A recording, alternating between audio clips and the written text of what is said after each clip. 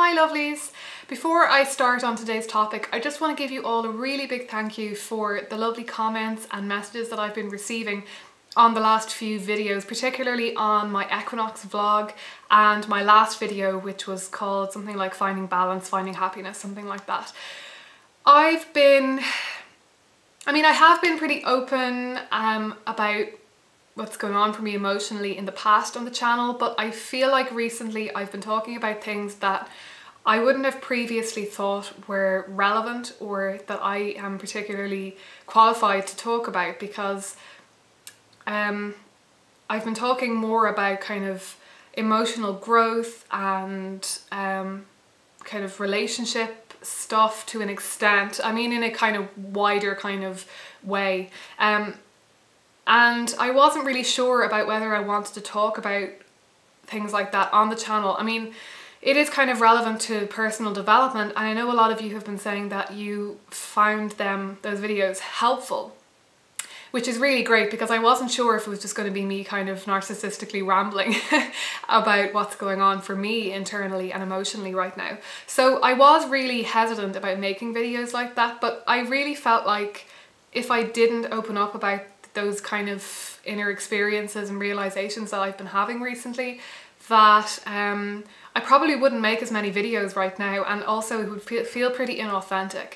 Because as you've probably gathered, and as I've said a few times in recent videos, like I am going through a lot right now. There's a lot of change, and in the last couple of weeks, a lot of pain. Like, it's been a really difficult couple of weeks and couple of months for me, and I kind of just wanted to be somewhat honest about that, and I'm really glad that there's been such a warm reception to that, because like I say, I was a bit hesitant about it, about how relevant it is, because when I started this channel I really was just wanting to talk about spirituality and not even so much about self-development or anything like that, or emotional growth or anything like that, because it's not really my forte. It's not really something that I know as much about. I know more about religion and spirituality than I do about kind of positive psychology and personal growth and stuff like that.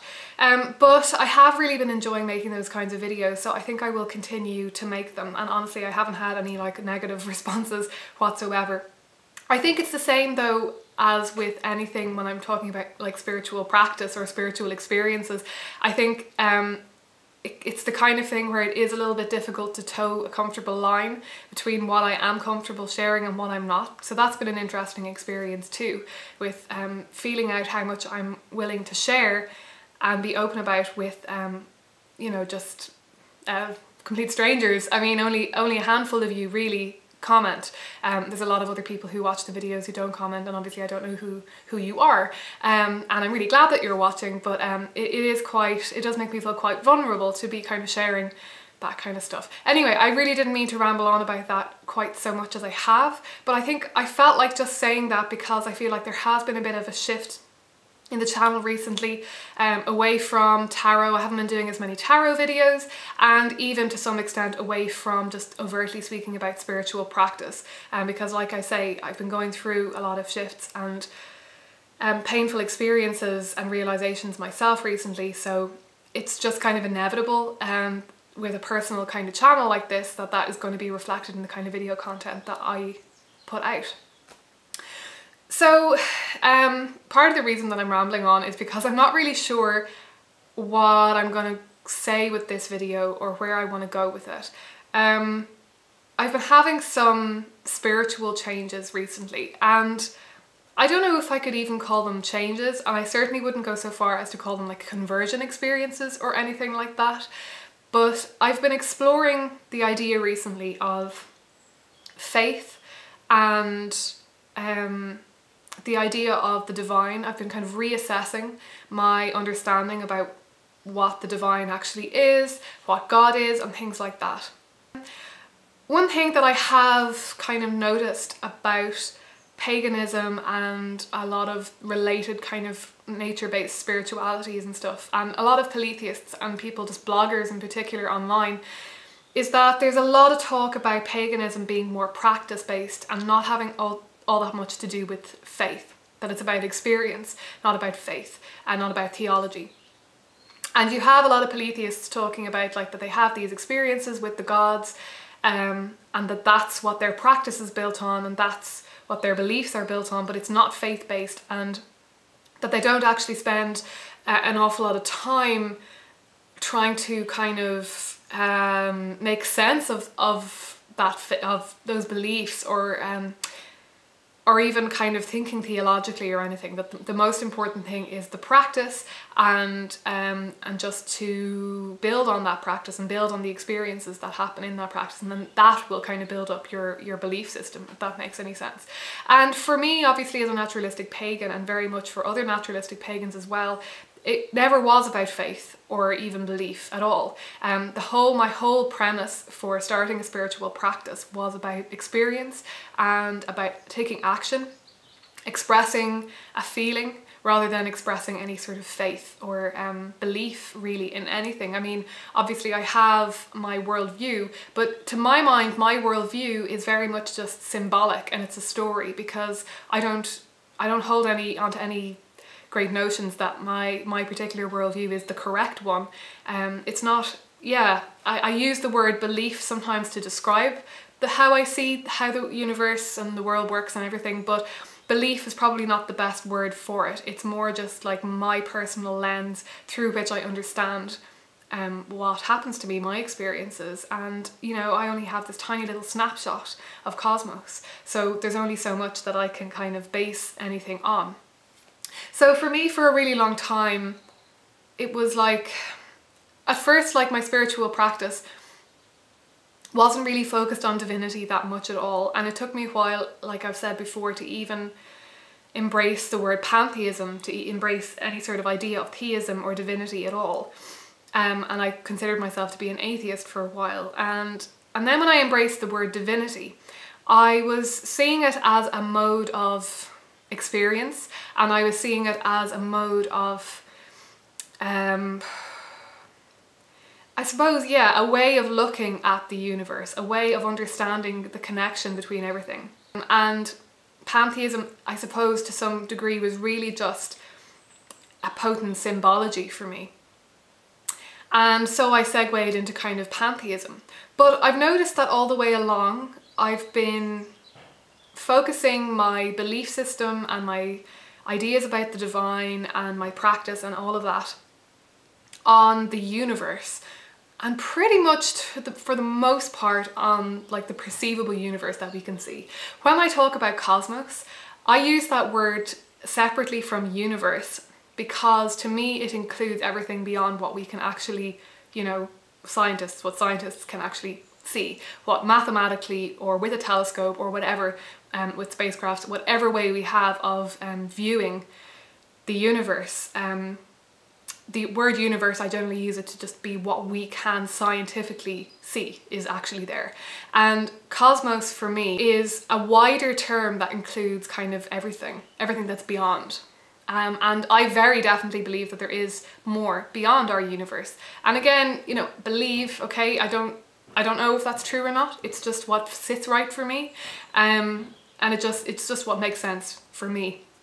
It just kind of makes innate sense to me that there would be more. That why would there just be one tiny little bubble and then beyond that nothing?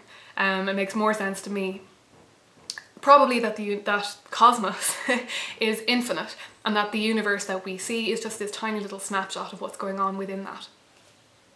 But weirdly enough, I've really thought about cosmos as a wider thing a lot less than I've thought about how I actually see the interconnections within the universe. And I think that's because obviously we have no idea.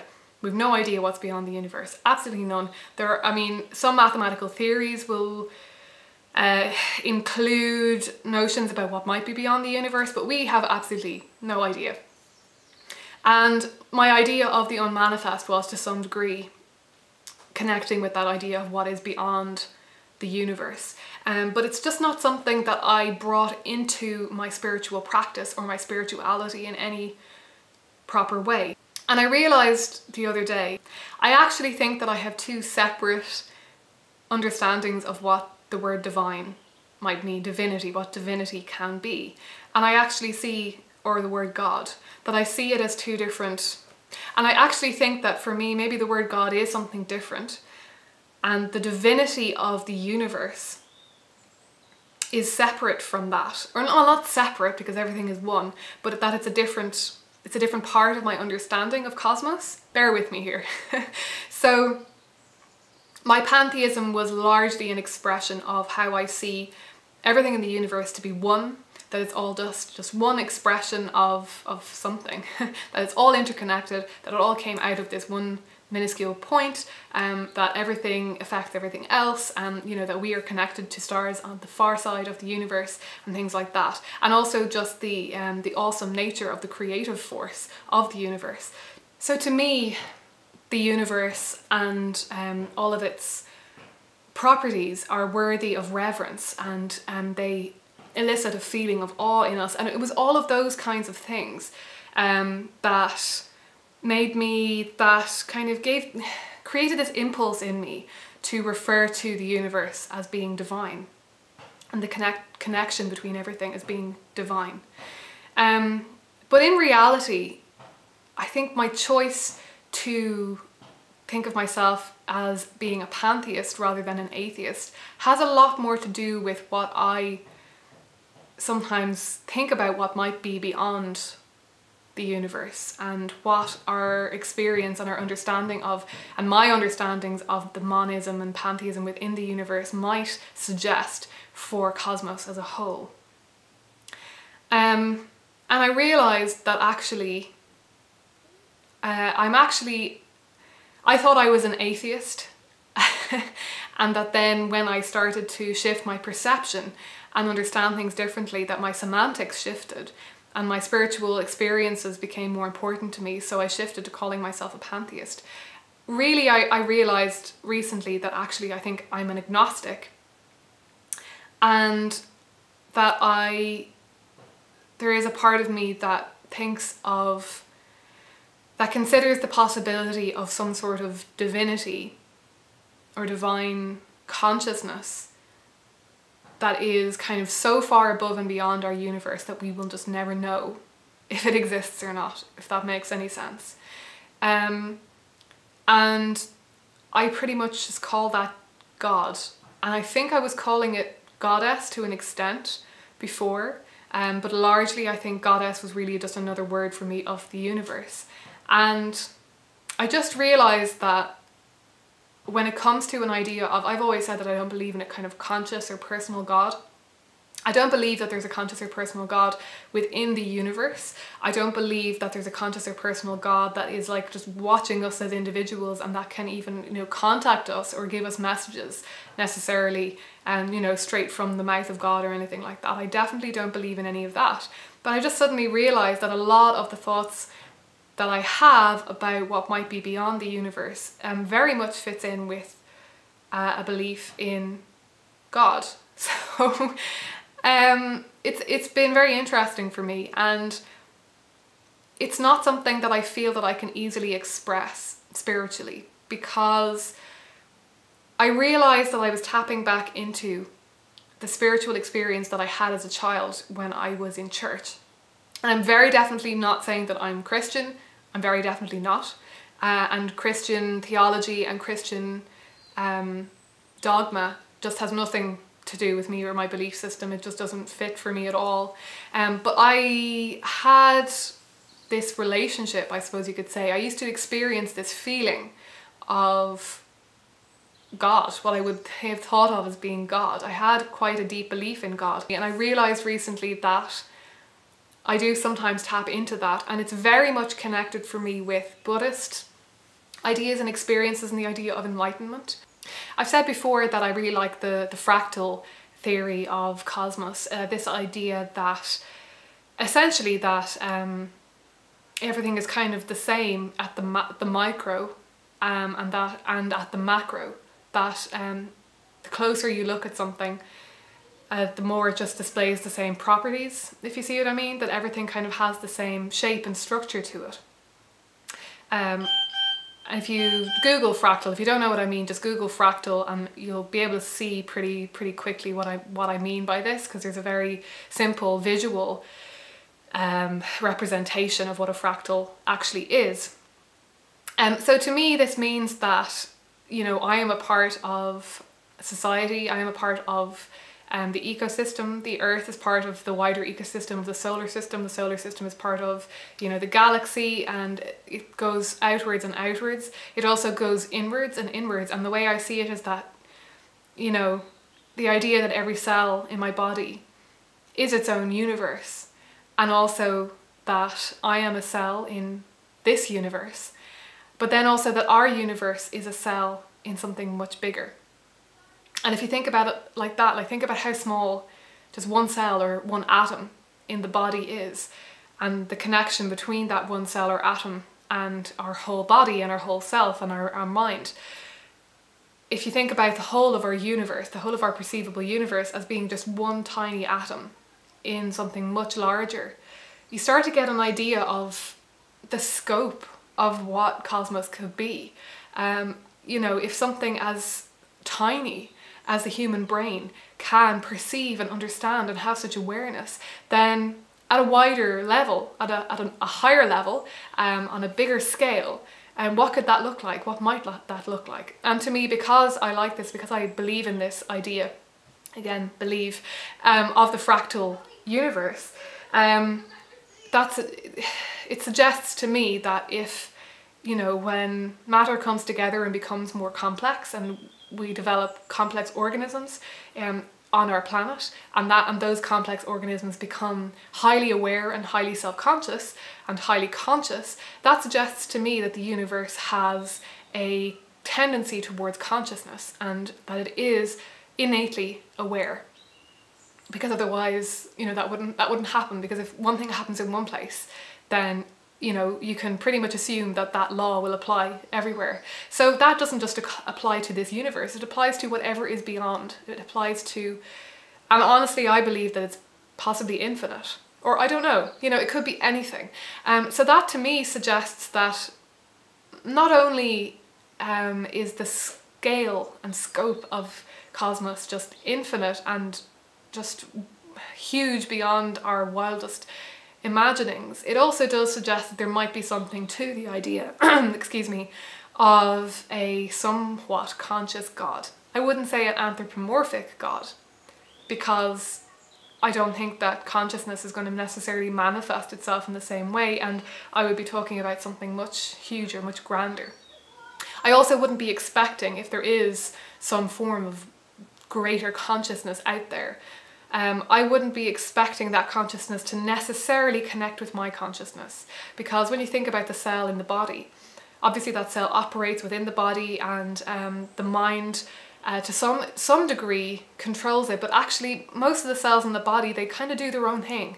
They work away, and the mind can't consciously control them, and simultaneously can't consciously receive any information from those cells. There's a lot of unconscious information passing back and forth, that is true, but there is to some degree a limit of how much information can actually be passed from kind of the whole of the body or the mind and that one little cell. And obviously on a much wider scale of something that is, you know, I don't know how many times bigger than the universe, and compared with us, we are so minuscule compared to anything that you know, of which the universe is just one cell or atom. It's kind of inconceivable it's inconceivable to me that any such consciousness could even be translated in any way that we could understand. You know, that we're never going to necessarily have like conscious messages or just full sentences or connection. This is just how I see it. And obviously, like I say, this is pure conjecture, like we've no idea what's beyond the universe anyway. But at the same time, because everything is one and everything is connected, and like I say, there is information that passes between every cell in the body and the mind, and to some degree our consciousness, and certainly the mind in its entirety. And that definitely suggests to me that perhaps if there is some type of divinity, particularly some type of conscious divinity out there, that we would have some level of access to it. And that is something that I have felt pretty confident about up till now when it comes to like on the universal scale, that while we are to a large degree trapped within our own minds, that we can't experience the world from beyond our own minds. I definitely think, you know, there is definitely a web that connects everything, and to some extent there is a level on which we can experience that web and experience that interconnectedness, and through experiencing the interconnectedness, through letting go of the ego, letting go of even the conscious mind, just letting the pure awareness come in, that we are managing to kind of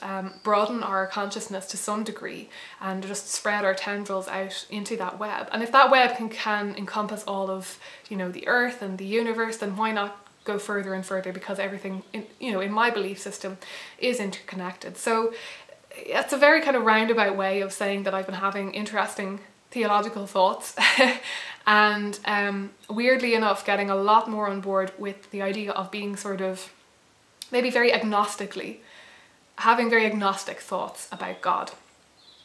And I have started to prefer the word God again as well. It actually, to me, seems more gender neutral. And I might talk again about gender in another video soon, because goddess is innately gendered, and unfortunately God has become quite gendered within the Abrahamic faiths. But to me, God was never particularly gendered. I never understood God as being a bearded man in the sky. And I think maybe this is one of the reasons that I connected more to God than I did to, say, Jesus and Mary, whom I didn't really connect to at all. God to me really was genderless. So generally what I have been doing very recently is, when I think about the concept of God or talk about it, that I do use the word God, but I refer to God as she if I'm going to use a pronoun, because I feel like that kind of balances out any of the male masculine associations with the word God, which I feel are, certainly gender to me has nothing to do with divinity. All of that said, I think this new understanding that I have of the divine and of God is actually meaning that I'm starting to see the gods as even more firmly as archetypes, and that's allowing me to explore them, explore their gender and explore their masculine and feminine traits, because I'm starting to see them much more as constructs of humanity and as reflections of humanity, rather than something much more overarching.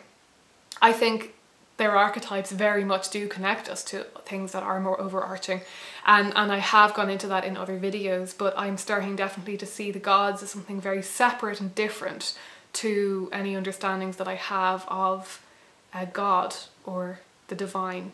I have been returning, like I say, to an understanding that I had as a child when I considered myself to be Catholic, but from the outset I can say that I'm definitely not going to be like reconverting or anything like that. Like I say, I did think about it, and I realized very quickly that Christianity, it's just not the lens for me. And I think pantheism, paganism can be a lens. And I'm getting very interested in Buddhism at the moment. Actually, I've had a total I'd had this very negative kind of response to Buddhism in the past. I kind of misinterpreted some of its messages, and while simultaneously kind of shying away from maybe some lessons that I needed to learn from Buddhism, because a lot of my persona and ego is wrapped up in things that that Buddhism is, the whole point of Buddhism is to release and move away from.